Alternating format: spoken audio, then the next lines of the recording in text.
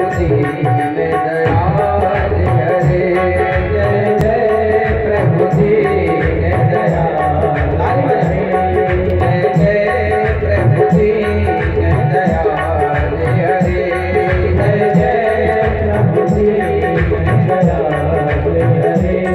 गोविंद हरे गोपाल हरे, गोविंद हरे गोपाल हरे, गोविंद हरे गोपाल हरे, गोविंद हरे गोपाल हरे, जय जय प्रभु दीन दयाल हरे, जय जय प्रभु दीन दयाल हरे, जय जय प्रभु दीन दयाल हरे, जय जय प्रभु दीन दयाल हरे। गोविंद हरे गोपाल हरे, गोविंद हरे गोपाल हरे, गोविंद हरे गोपाल हरे, गोविंद हरे गोपाल हरे, गोविंद हरे गोपाल हरे, गोविंद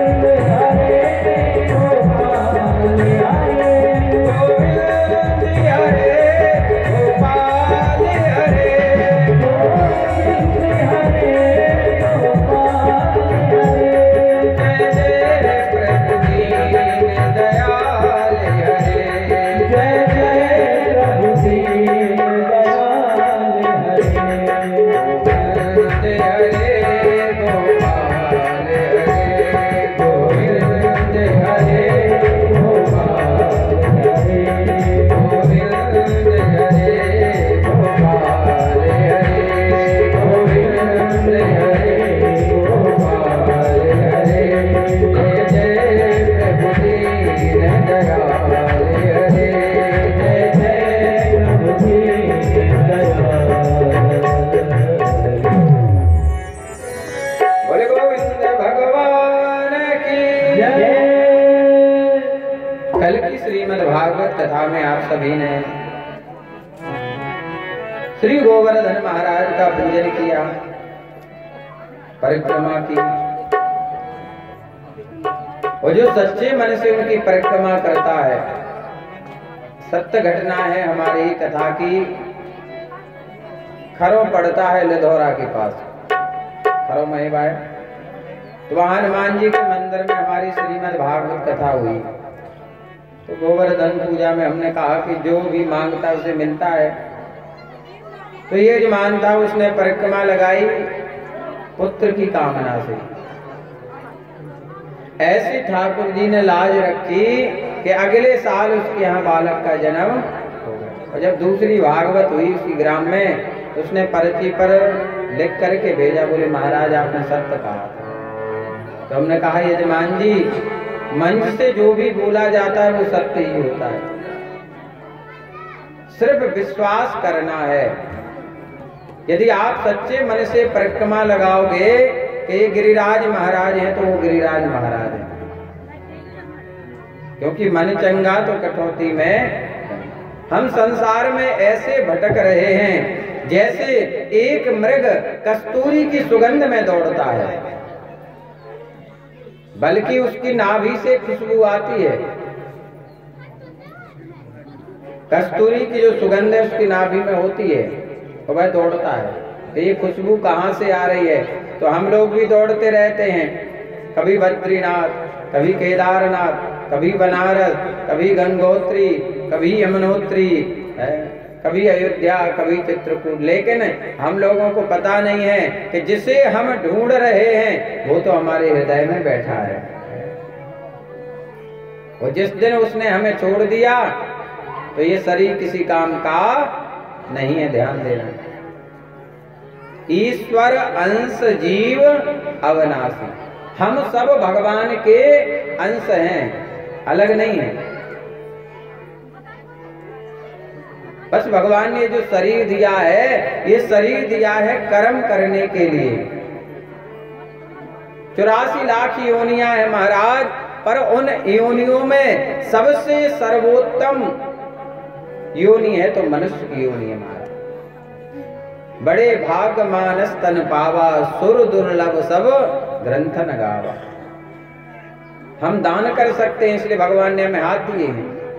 हम भगवान का दर्शन कर सकते हैं इसलिए भगवान ने हमें 2 नेत्र दिए हैं। हम भगवान की कथा सुन सकते हैं इसलिए भगवान ने कान दिए हैं। हम भगवान के मंदिर पैदल चलकर जा सकते हैं इसलिए भगवान ने हमें पांव दिए हैं।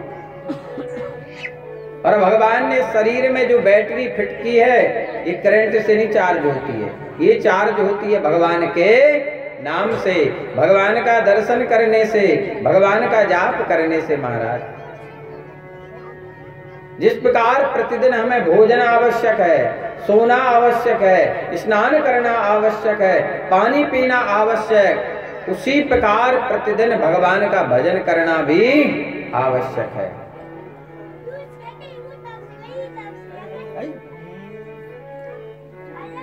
तो सबके अंदर भगवान विराजमान है। यदि मोबाइल से सिम को निकाल दिया जाए तो कितना महंगा मोबाइल क्यों ना हो, वो किसी काम का नहीं।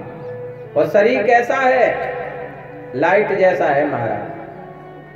जैसे घर में जो लाइट आ रही है पर वो दिखाई तो नहीं दे रही है, उसी प्रकार शरीर में भगवान है पर हमें दिखाई नहीं दे रही। जैसे बल्ब कहे हम जलेंगे, कूलर कहे हम चलेंगे और लाइट कहेगे हम जाएंगे, पर चलेगा कूलर? नहीं चलेगा। उसी प्रकार हम यदि अभिमान करते हैं, अहंकार करते हैं, तो भगवान भी कहते हैं अब हम तुम्हें छोड़कर जा रहे हैं। और भगवान जैसे निकले तो फिर इस शरीर का कोई महत्व नहीं है। कहते प्राण निकल गए, किसने देखे प्राण? वही हाथ है, वही पांव है। जब तक उसमें भगवान थे तो ये शरीर पवित्र था, शुद्ध था, सब लोग इसे प्रेम कर रहे थे। और प्राण निकल गए तो घर में सूतक लग जाता है, 13 दिन का सूतक लग जाता है महाराज। पूरे घर की सफाई करनी पड़ती है महाराज। ऐसा उसने क्या पाप कर दिया है, क्या अनर्थ कर दिया? वही शरीर, वही सब कुछ उसी घर में रह रहा था तो शुद्ध था, और प्राण निकल गए तो अशुद्ध हो गया। इतना अशुद्ध हो गया कि जो भी उसको जलाने के लिए शमशान में ले जाते हैं वो भी अशुद्ध हो गए। छूने वाला शुद्ध हो गया, जाने वाला शुद्ध हो गया, वो घर अशुद्ध हो गया है। क्यों अशुद्ध हो गए महाराज? क्योंकि भगवान ने उस शरीर को छोड़ दिया। और भगवान जिसे छोड़ देते हैं फिर से कोई अपनाता नहीं है। ध्यान देना, इसलिए भगवान को किसी स्थिति में नहीं छोड़ना है। हमें भगवान के मंदिर जाना है, हाजिरी लगानी है। हमें बहुत अच्छा लगा कि कुछ लोगों ने मंदिर जाना प्रारंभ किया। महाराज जी ने हमसे कहा है कि आप कहें कि मंदिर में लोग आए दर्शन करें, उन्होंने नहीं कहा। पर हम चाहते हैं कि जब हम रोज पढ़ाई करेंगे तो पास क्यों नहीं होंगे? है? रोज जब 2 पन्ना नकल करेंगे तो राइटिंग क्यों नहीं सुधरेगी? बताओ बेटा, सुधरेगी कि नहीं? इंग्लिश की राइटिंग करेंगे रोज 1 पन्ने की, हिंदी की राइटिंग करेंगे रोज, तो राइटिंग अच्छी होगी कि नहीं?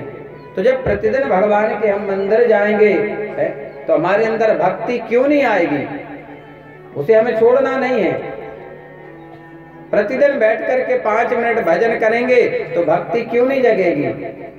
जब करंट को पकड़ेंगे, चाहे जानबूझ के पकड़े है, चाहे अनजान में पकड़े, करंट तो लगेगा, उसका काम ही है। तो जब भगवान को भले हम कितने भी नास्तिक क्यों ना हो, यदि रोज दर्शन करेंगे तो हमारे अंदर भक्ति का अंकुर पैदा हो जाएगा। राम भरोसे बेरहे पर्वत पे हरिया। खेत में बीज कैसा भी पड़े, उल्टा सीधा आड़ा टेढ़ा कैसा भी पड़े, लेकिन जब भी उस पर पानी की बूंद पड़ती है तो उसमें पीका आ जाता है। तो कबहू तो दीन दयाल के भनक पड़ेगी। बोले गोविंद भगवान की। एक मैया थी, उस मैया का नाम क्या था? कर्माबाई। क्या नाम था? कर्माबाई। अच्छा, कर्माबाई कोई नियम क्रिया नहीं करती थी कि स्नान करके ही मंदिर जाना चाहिए है। सुबह से उठ करके कर्माबाई का क्या काम था कि जगन्नाथ भगवान को खिचड़ी बनाना। उठी और चूल्हे पे खिचड़ी चढ़ा दी। पहला काम करती थी भगवान का। इससे क्या शिक्षा मिलती है कि सबसे पहला काम भगवान का, सबसे पहला काम भगवान का, फिर अन्न का। और जगन्नाथ भगवान आकर खिचड़ी खाते थे। कर्माबाई इनका नाम क्यों पड़ा था? जब भी ये विलंब कर देते, लेट हो जाते, तो भगवान कहते जल्दी कर्मा, जल्दी कर्मा, जल्दी कर्मा, माँ मुझे भूख लग रही है, जल्दी कर्मा। तो नाम पड़ गया कर्माबाई। जगन्नाथ भगवान जाए कहते जगन्नाथ को भात जगत पसारे। किस समाज से थी? साहू थी। कर्माबाई साहू थी, पर भजन करती थी। जाति पाति पूछे नहीं कोई, और हरि को भजे सो हरि का होई। भगवान कहते हैं जो भक्ति करता है, भले वह शूद्र का घर क्यों ना हो, मेरा निवास उस घर में हो जाता है। महाराज रैदास जी कौन थे? अहरवार थे कि नहीं? चोखा मेला कौन थे? अहरवार थे। आज बनारस में जाकर देखो आप, कितना विशाल मंदिर बना है। कृपा है भगवान की। कर्माबाई रोज खिचड़ी बनाती, कोई नियम क्रिया नहीं, पहला काम भगवान का। एक दिन एक संत जी को पता चला कि कर्माबाई का दर्शन करना है, बड़ी भक्त है। और जो भक्त होता है उसका दर्शन करने के लिए सब जाते हैं। तो संत महात्मा आते, कर्माबाई का दर्शन करते। एक दिन एक संत महात्मा कर्माबाई के घर पर ठहर गए। कहा मैया तुम्हें हमने सुना है कि भगवान तुम्हारे घर रोज आते हैं। बोले हाँ। बोले खिचड़ी खाते? बोले हाँ। हाँ, लेकिन आप ऐसी कौन सी भक्ति करती हैं कि जिस पर भगवान आप पर रीझ गए? ना जाने भगवान को आपको कौन सा गुण भा जाए है। बता, आपको बताएं भगवान को क्या अच्छा लगता है? सरलता, बिल्कुल सरल बन के रहो। दूसरी चीज, किसी मंदिर में जाओ और सेवा करो। जल चढ़ाकर तुम आते हैं, लेकिन वही यदि झाड़ू रखी है तो झाड़ू लगा दो मंदिर में। हमें तो रोज मंदिर में झाड़ू लगानी है। वो आपने यदि मंदिर में झाड़ू रोज लगाई तो निश्चित रूप से ठाकुर जी आपके परिवार की, आपकी सब गंदगी को साफ कर देंगे झाड़ू लगा करके। क्योंकि भगवान कभी भी एक देते वो 1000 गुना वापस करते हैं। संत जी रुके, प्रातः काल कर्माबाई उठी और भगवान के लिए खिचड़ी चढ़ा दी। संत जी ने देखा मैया ने ना तो स्नान कियो और बासे उठकर ही भगवान को खिचड़ी बना रही है। संत ने कहा अरे कर्माबाई तुम बड़ी भक्त है, मैंने सुना है, पर भगवान का तू अपराध करती है। भगवान को नियम क्रिया के साथ प्रसाद भोग लगाना चाहिए। शास्त्र कहते हैं कि जो भगवान को हम भोजन बनाएं तो मुंह ढका होना चाहिए। क्या होना चाहिए? मुंह ढका हुआ होना चाहिए। आप बड़े बड़े मंदिरों में जाना, अयोध्या जाना, किसी संत आश्रम पर जाना, आपने तो 4 धाम यात्रा की, संत जी के आश्रम पर गए होंगे कहीं, तो वहां देखो मुंह पे कपड़े बांध के रसोईया बनाता है। दूसरी बात, जब भगवान को प्रसादी लगाने के लिए जाएं तो भोजन ढका होना चाहिए, किसी की दृष्टि नहीं होना चाहिए। और जिस मार्ग से जाएं तो उस पर जल छिड़कते जाना चाहिए।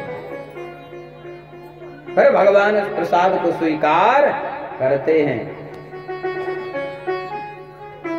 कर्माबाई से संत ने कहा अरे कर्माबाई तू ये बड़ा अपराध करती है भगवान का, बिना स्नान के ही भगवान को भोग लगाती है। अरे पहले घर की सफाई करो, रसोई की सफाई करो, स्नान करो, पूजा करो, फिर भगवान का नाम लेते हुए रसोई बनाओ। कर्माबाई ने कहा महात्मा जी मैं कुछ नहीं जानती हूँ, क्योंकि आज तक मुझे कोई बताने वाला नहीं मिला। आप अच्छे मिल गए महात्मा जी, और आपने हमें नियम क्रिया बताई। अब इसी के अनुसार कल से मैं भगवान को नियम के साथ भोग लगाऊंगी। दूसरा दिन आया, कर्माबाई जल्दी उठी, घर की सफाई की, और भगवान का तो वही टाइम था आने का भी, तो 4 बजे आके बैठ गए ठाकुर जी जगन्नाथ भगवान। कहा मैया क्या कर रही है तुम, भूख लग रही है? मुझे भूख लग रही है। कहा बैठे रहोगी, पवित्रता से पाना, अभी तक इतना पाते रहे हो, अशुद्धता से है, आपने नियम भी नहीं बताया। अब ठाकुर जी ने कहा कि हमको टेंशन नहीं, बनाने वाले को टेंशन नहीं, पर ये तीसरा कौन आ गया टेंशन देने के लिए है? इतनी बड़ी बात की भगवान ने। भगवान को आपका क्या भाव, उन्हें क्या लेना देना नहीं क्रिया से। वो तो भगवान कहते मैं सिर्फ भाव देखता हूं, भाव ही मेरी भक्ति है, भाव ही मेरा सार, भाव से जो मुझे भजता उसका बेड़ा पार। जो मुझे भाव से भजता है मैं उसका बेड़ा पार। आज तक भारतवर्ष में भगवान ने किसी से कहा कि आप मुझे सेब फल लाओ, मुझे अच्छे लगते हैं? कहा किसी से? किसी से कहा कि आप मेरे लिए बर्फी लाओ? किसी से मांगा? नहीं मांगा ना। भागवत में लिखा है पत्रम पुष्पम फलम तोयम यो में भक्त्या प्रयक्षति। भगवान ने किसी पत्र का नाम लिया है कि मुझे तो केवल आम के पत्ते ही चाहिए कलश में। किसी से मांगा?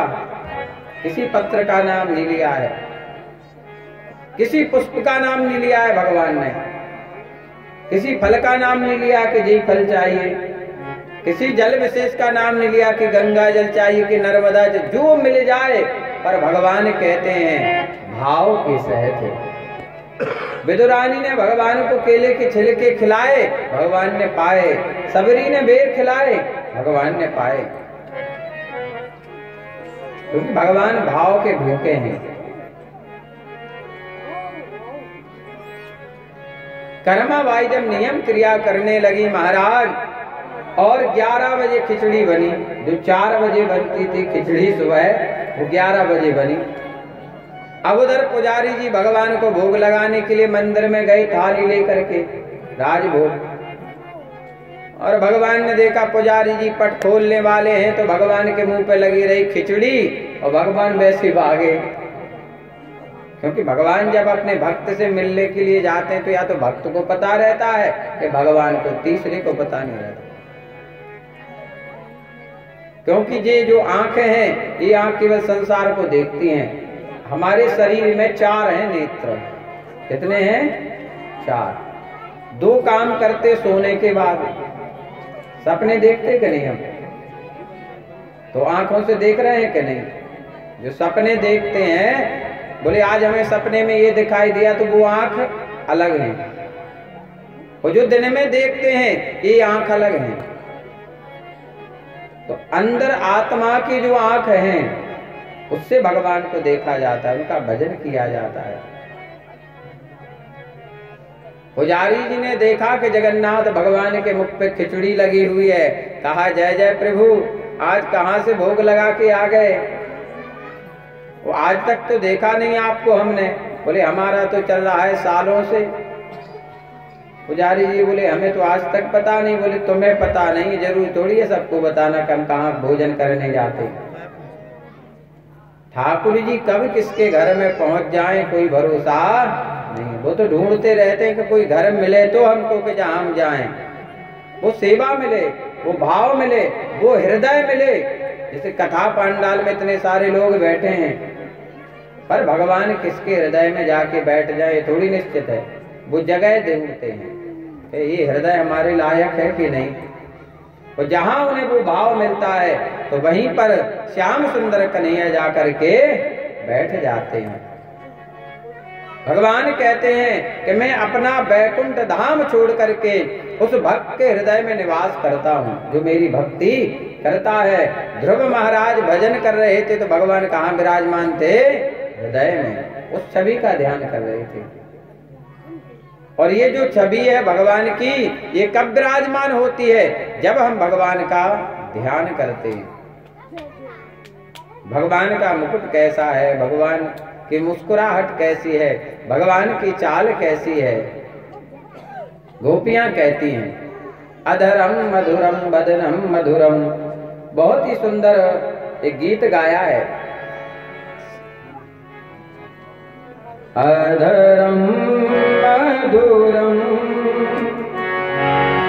बदनम मधुरम नयनम मधुरम हर्षितम मधुरम मधुरम बदनम मधुरम अधरम मधुरम बदनम मधुरम मधुराधिपते अखिलम मधुराधिपते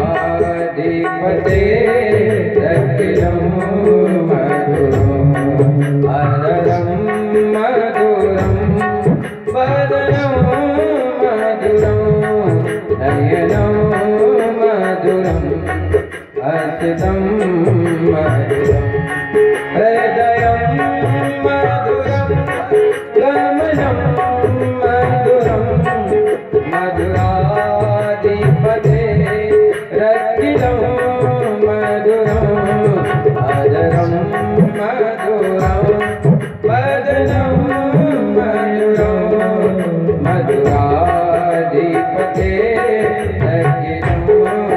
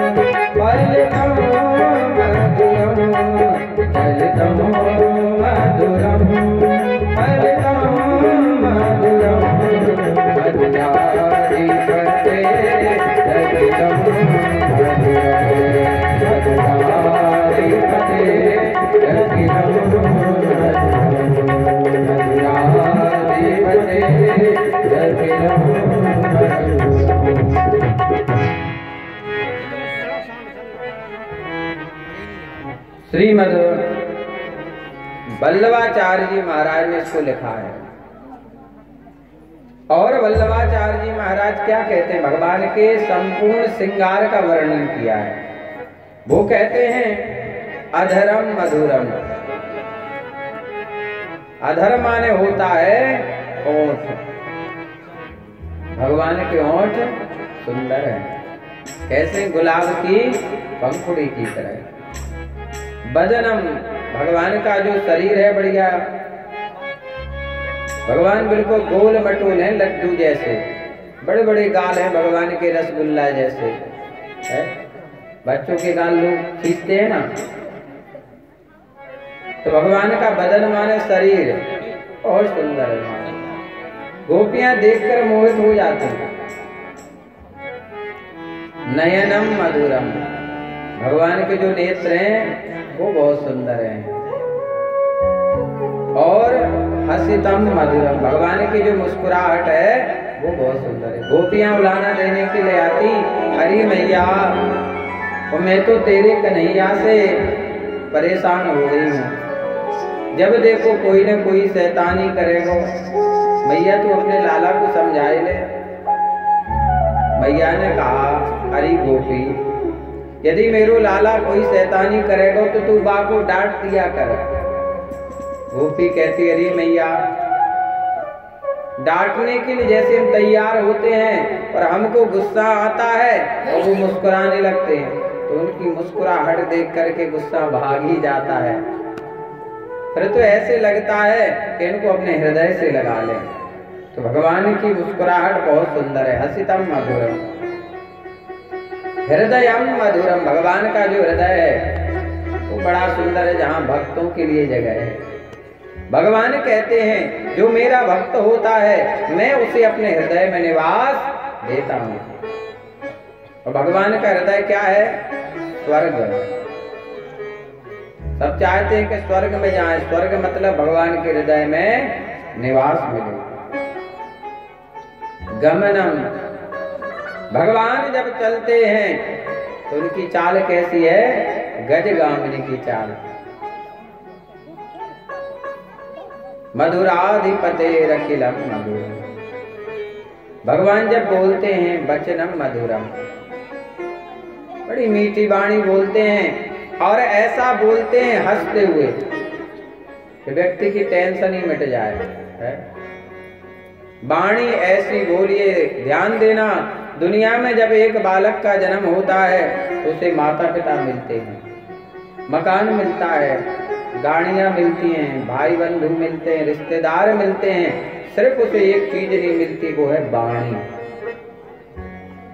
वाणी उसे स्वयं बनानी पड़ती है। अच्छा